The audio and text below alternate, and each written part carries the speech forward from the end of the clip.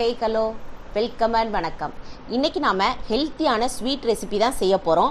அதுவும் அவளையும் நிலக்கடலையும் வச்சு இந்த ஸ்வீட் ரெசிபி செய்ய போறோம். இது ரொம்பவே டேஸ்டியா இருக்கும். கண்டிப்பா ட்ரை பண்ணி பாருங்க. ஃபர்ஸ்ட் இந்த ரெசிபி பண்ணுறதுக்கு ஒரு கப் அவலை நம்ம வறுத்து எடுத்துக்கிடலாம். நல்ல சுத்தமான அவலாக பார்த்துக்கோங்க. வெள்ளை அவல், சிகப்பு அவல், தட்டை அவல் எந்த அவலாக இருந்தாலும் நம்ம எடுத்துக்கிடலாம். ஃப்ரெஷ்ஷாக இருந்தாலும் கூட அந்த சமயத்தில் மீடியம் ஃப்ளேமுக்கு கம்மியாக வச்சு இதை நல்லா வறுத்து எடுத்துக்கிட்டோம் அப்படின்னா நல்லா பொறுன்னு இருக்கும். லட்டு சாப்பிடும் போச்சுல ரொம்பவே மணமாக இருக்கும். இதை அப்படியே வேற ஒரு பிளேட்டுக்கு மாற்றி வச்சுக்கோங்க. இப்போ அதே கடாயிலேயே ஒரு கப் அளவுக்கு வேர்க்கடலையை வறுத்து எடுத்துக்கிடலாம். வறுத்த வேர்க்கடலையாக இருந்தாலும் கூட அந்த சமயத்தில் ஒரு முறை வறுத்து எடுத்துக்கோங்க. அதில் கெட்ட வேர்க்கடலை இருக்கான்னு பார்த்து அதெல்லாம் நீங்கள் நீக்கிட்டு அதுக்கப்புறமா வறுத்து எடுத்துக்கோங்க. இப்படி வறுத்து எடுக்கிறதுனால அந்த தோலை நீக்கிறதுக்கும் நம்மளுக்கு ரொம்பவே சுலபமாக இருக்கும். நீங்கள் ஒரு வேர்க்கடலை எடுத்து லைட்டாக அப்படி தோல் நசுக்கி பார்த்தீங்கன்னா அது உடனே கலண்டு வர்ற மாதிரி இருக்கும். அப்புறம் நம்மளுக்கு பெர்ஃபெக்டாக வறுபட்டு வந்துட்டுன்னு அர்த்தம். இப்போ நல்லா ஆற விட்டுருங்க. ஆறினதுக்கப்புறமா அந்த தோல் நீக்கிடலாம். தோல் நீக்கிறதுக்கு பார்த்தீங்கன்னா நிறைய முறைகள் இருக்குது. உங்களுக்கு எது ஈஸியான மெத்தடோ அந்த முறையை பயன்படுத்தி நீங்கள் வேர்க்கடையில் உள்ள தோலெல்லாம் நீக்கி எடுத்து வச்சுக்கோங்க. இப்போ நான் ஆறிட்டு எல்லாமே அவ்வளோ ஆறிட்டு வேர்க்கடலையும் ஆறிட்டு இப்போ இதை நம்ம அரைச்சி எடுக்க போகிறோம். முதல்ல நீங்கள் அவ்வளோ மிக்சி ஜாருக்கு மாற்றி பொடி பண்ணி எடுத்துக்கோங்க. பாருங்கள், அவுள் நல்லா அரைப்பட்டு வந்திருக்கும். கொஞ்சம் பொறுன்னு இருந்தது மாதிரி இருக்கும். அதே சமயத்தில் நீங்கள் வேர்க்கடலையை ரொம்ப அரைச்சிடாதீங்க. பல்ஸ் மோடில் போட்டு எடுத்துக்கோங்க. கொஞ்சம் குறப்பா, அதாவது 1-2 வேர்க்கடலை முழுசாக இருந்தது மாதிரி இருக்கும். இப்போ அடுத்ததாக அதே கடாயை அடுப்பில் வச்சு ஒரு கப் அளவுக்கு நம்ம வெல்லம் எடுத்துக்கிடலாம். இது கரெக்டான தித்திப்பில் நம்மளுக்கு இருக்கும்.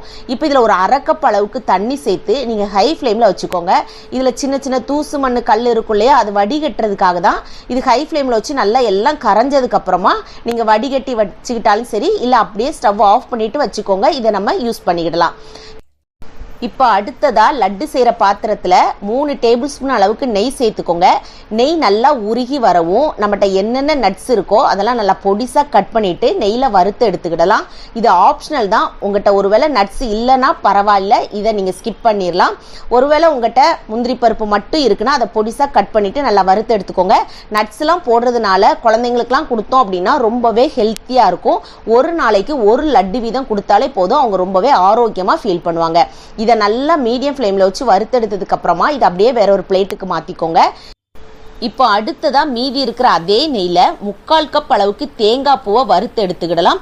மீடியம் ஃப்ளேமுக்கும் கம்மியாக வச்சு இதை நல்லா வறுத்து எடுத்துக்கோங்க. நீங்கள் நட்ஸு சேர்க்கல அப்படின்னா 1 கப் அளவு கூட தேங்காய் பூ எடுத்துக்கிடலாம். இதை நல்லா வறுத்து எடுத்தீங்க அப்படின்னா கூட 2 நாளைக்கு லட்டு இருந்தால் கூட நம்மளுக்கு கெட்டு போகாமல் இருக்கும். இதை நல்லா வறுத்ததுக்கு அப்புறமா இதையும் வேற ஒரு பிளேட்டுக்கு மாற்றி வச்சுக்கோங்க. இப்போ அதே கடாயிலேயே நம்ம வடிகட்டி எடுத்துக்கிடலாம். வெள்ளைக்கரைசலை ஏற்கனவே நம்ம கரைச்சி வச்சுட்டோம், அதனால ஈஸியாக நீங்கள் இதை வடிகட்டி எடுத்துக்கிடலாம். இப்போ இது கூட ஒரு அரை ஸ்பூன் அளவுக்கு ஏலக்காய் தூள் சேர்த்துக்கோங்க. இந்த ஏலக்காய் தூளை மிஸ் பண்ணாமல் சேர்த்துக்கிட்டீங்க அப்படின்னா அந்த லட்டு ரெசிபி ரொம்பவே மணமாக இருக்கும். ஹை ஃப்ளேமில் வச்சு இதை நல்லா கொதிக்க வச்சுக்கோங்க. இதில் நம்மளுக்கு பாகுபதெல்லாம் எடுக்கணுங்கிறதே கிடையாது. நல்லா கொதி வரட்டும். கொதி வந்ததுக்கப்புறமா ஒரு 3 நிமிஷம் நல்லா கொதிக்க விட்டுருக்கோங்க. கைவிடாமல் நல்லா கலந்துக்கோங்க. ஒரு பிசுபிசுப்பு தன்மை வரவுமே நம்ம ரெடி பண்ணி வச்சிருக்கிற எல்லாத்தையும் இது கூட சேர்த்துக்கலாம். நம்ம நட்ஸ் நெய்யில் வறுத்து வச்சிருக்கிறோம், தேங்காய் பூ நெய்யில் வறுத்து வச்சிருக்கிறோம், அவுள் வேர்க்கடலையே நம்ம பொடி பண்ணி வச்சிருக்கோம். எல்லாத்தையும் சேர்த்து லோ ஃப்ளேமில் வச்சு இதை நல்லா கலந்து எடுத்துக்கோங்க. நல்லா ஒன்று போல மிக்ஸ் ஆகி எல்லாம் திரண்டு வரணும். அது வரைக்கும் நம்ம கைவிடாமல் இதை கலந்துக்கிட்டே இருக்கலாம். கொஞ்சம் அப்படியே கெட்டிப்பட ஆரம்பிக்கும். அந்த சமயத்தில் 1 ஸ்பூன் அளவுக்கு நெய் சேர்த்துக்கோங்க. நீங்கள் நெய் தாராளமாக சேர்ப்பீங்க அப்படின்னா கூட 1 ஸ்பூன் அளவு கூட நம்ம சேர்க்குறதா இருந்தால் சேர்த்துக்கலாம். இந்த நெய் சேர்க்கறதுனால அந்த லட்டு ரொம்ப மணமாகவும் இருக்கும். அதே சமயத்தில் நம்மளுக்கு உருண்டை பிடிக்கிறதுக்கு ரொம்ப வசதியாகவும் இருக்கும்.